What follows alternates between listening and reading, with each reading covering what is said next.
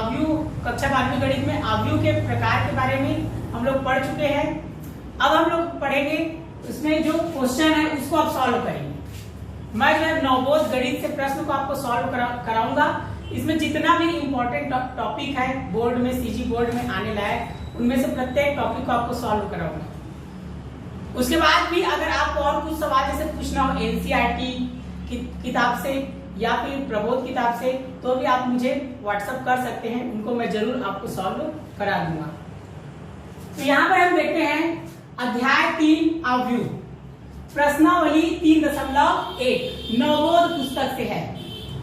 तो यहाँ से देखते हैं प्रश्न, दूसरा सवाल है इसका, यदि a बराबर DIAG डायगोनल 1 - 1 2 और b बराबर DIAG डायगोनल 2 3 - 1, तो a + b और 3a + 4b ज्ञात करना है।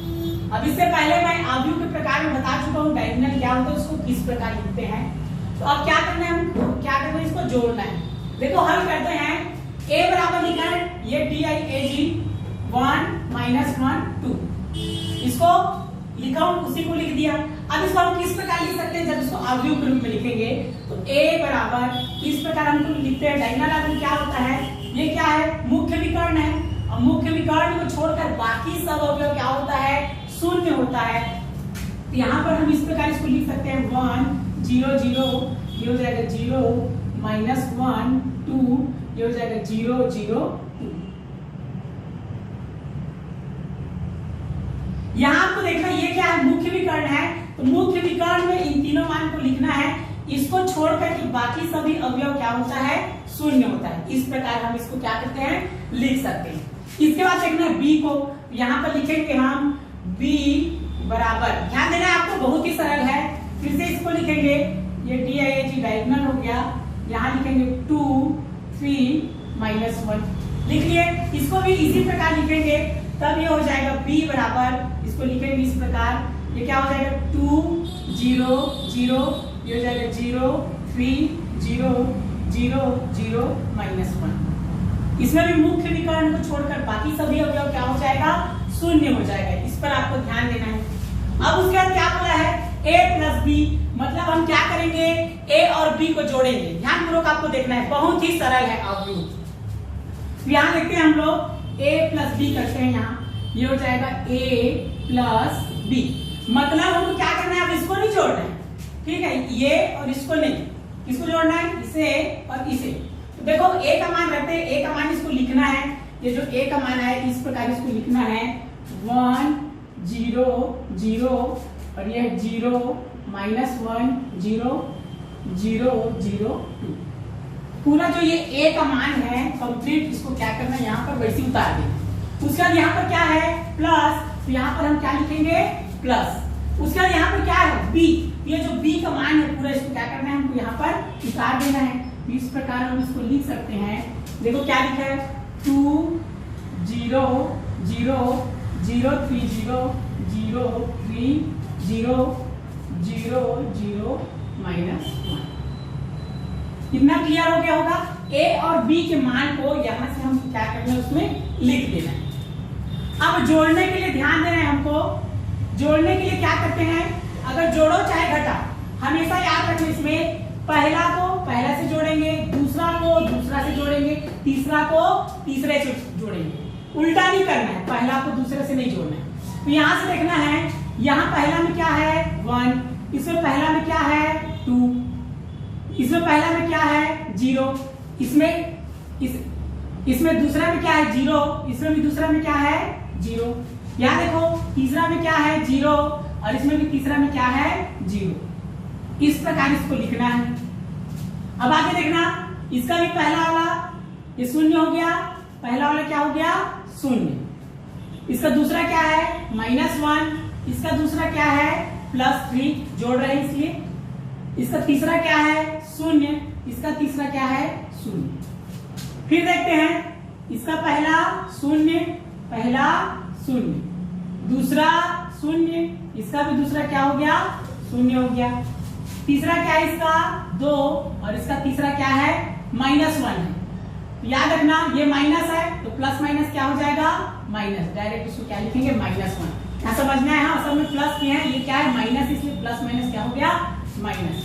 तो इसको ध्यान पूर्वक आपको लिखना है, पहला को पहले से, दूसरा को दूसरे से और तीसरा को तीसरे से ही जोड़ना है बस। अब देखो इसको लिखते हैं, ये हो जाएगा कितना, देखो 2 और 1 3, इसको जोड़ेंगे 0 और 0 तो 0 हो जाएगा, ये भी क्या हो जाएगा 0, ये भी 0 हो जाएगा। अब ये क्या है, प्लस माइनस है तो असमान चिन्ह घटता है, तो 3 में से 1 गया, क्या हो गया 2, 3 बड़ा है तो बड़ी संख्या का चिन्ह लगता है, इसलिए क्या रहेगा प्लस। फिर ये 0 और 0 को जोड़ेंगे क्या हो जाएगा 0, ये 0 और 0 को जोड़े 0, ये 0 और 0 को जोड़े 0। अब ये भी क्या होगा, यहाँ प्लस रहता है तो असमान चिन्ह घटता है, तो 2 में से 1 गया 1, बड़ी संख्या का चिन्ह लगता है, तो 2 के सामने प्लस, इसलिए क्या रहेगा प्लस। तो अब देखते हैं इसको फिर से हम कैसे लिख सकते हैं, तब ये हो जाएगा a प्लस बी बराबर, इसको फिर से हमको डायगोनल के रूप में लिखना है, तो यहाँ पर लिखना है DIAG और फिर ऐसे ब्रैकेट करना है। देख लो इसका मुख्य विकर्ण को छोड़कर बाकी सभी अवयव क्या है, 0 है, तो इसको हम लिख देंगे 3, ये 2, ये 1, ये हमारा क्या हो गया, ये आपका पहला वाला क्या हो गया आंसर है। उम्मीद है आपको ये बहुत अच्छे से इतना समझ में आया होगा।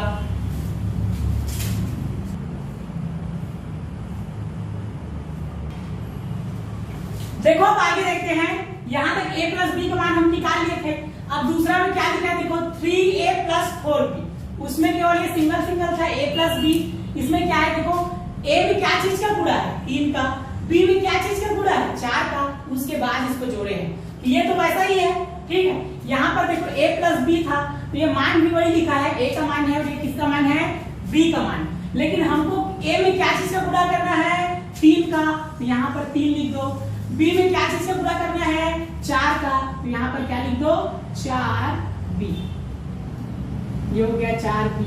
अब गुणा करना है, तो देखो a में 3 का गुणा, ये a का मान है, ये किसका मान है b का मान, अभी तक a और b का मान है, गुणा नहीं हुआ है। अब हम क्या करेंगे 3 का सब में गुणा करेंगे, 3 एकम 3, 3 शून्य शून्य, 3 शून्य शून्य, 3 एकम 3, 3 शून्य शून्य, 3 एकम 3, ऐसे सब में क्या करना है गुणा करना है। तो देखना ध्यान से, यहाँ इसमें क्या हुआ सब में गुणा, 3 एकम 3, 3 शून्य शून्य, 3 शून्य शून्य, ये भी हो जाएगा 3 शून्य शून्य, 3 एकम 3, 3 शून्य शून्य, 3 शून्य शून्य, 3 शून्य शून्य और ये 3 दूनी 6, गुणा करना है बस सब। अब ये प्लस को वैसे ही उतार देना है। अब देखो दूसरा में क्या चीज से गुणा करना है 4 का, यहाँ 3 का गुणा हुआ है, यहाँ किसका गुणा करना है 4 का गुणा करना है। देखो क्या हो जाएगा 4 दूनी 8, ये क्या लिखना है यहाँ पर 8, 4 शून्य शून्य, ये 4 शून्य शून्य, 4 शून्य शून्य, 4 किया कितना हो जाएगा 12, फिर से 4 शून्य शून्य, ये हो जाएगा 4 शून्य शून्य, 4 शून्य शून्य और 4 एकम 4, ये क्या हो गया -4। 3 का इन सब में गुणा करना है, सभी अवयवों में 4 का भी इन सभी अवयवों में क्या करना है गुणा करना है, और गुणा करने के बाद इसको क्या करना है जोड़ना है। तब इसको फिर से जोड़ेंगे उसी प्रकार, पहला का पहले से, दूसरे का दूसरे से।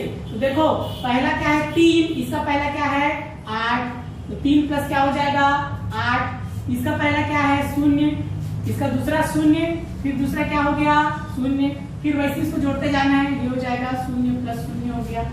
फिर आगे देखते हैं, ये पहला का पहले से 0 प्लस 0, दूसरा का दूसरे से, तो दूसरा में क्या है -3 और इसमें क्या है +12, तीसरा का तीसरे से, यहाँ 0 और यहाँ 0, ये हो गया 0 प्लस कितना हो गया 0। यहाँ फिर देखते हैं पहला का पहले से, तो 0 प्लस क्या हो गया 0, दूसरे का दूसरे से, तो 0 प्लस क्या हो गया 0, तीसरे का तीसरे से, तो यहाँ प्लस, यहाँ पर क्या है 6 है, देखो अब ये क्या हो गया माइनस और प्लस क्या हो जाएगा माइनस, ये क्या हो गया 6 - 4।